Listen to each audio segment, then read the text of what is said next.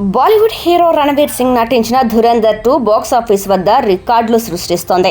అయితే హైదరాబాద్లో మాత్రం ఒక వింత ఘటన చోటు చేసుకుంది.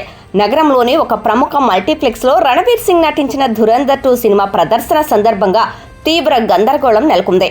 పంజాగుట్టలోని నెక్స్ట్ గెలేరియా మాల్లో పీవీఆర్ మల్టీప్లెక్స్లో సినిమా ప్రదర్శన సమయంలో పెద్ద గొడవ జరిగింది.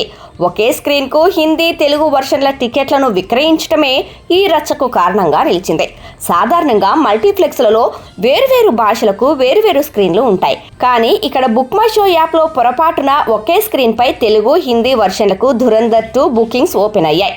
దీంతో ఏ భాషలో సినిమా ప్లే చేయాలనే దానిపై ప్రేక్షకులకు ఒకరితో ఒకరు తీవ్ర వాగ్వాదానికి దిగారు. పరిస్థితిని అదుపులోకి తెచ్చేందుకు థియేటర్ సిబ్బంది, పోలీసులు రంగప్రవేశం చేయాల్సి వచ్చింది. ఈ గొడవకు సంబంధించిన దృశ్యాలను ఓ నెటిజన్ వీడియో తీసి ఇన్స్టాగ్రామ్లో పోస్ట్ చేయగా అది కాస్త వైరల్గా మారింది.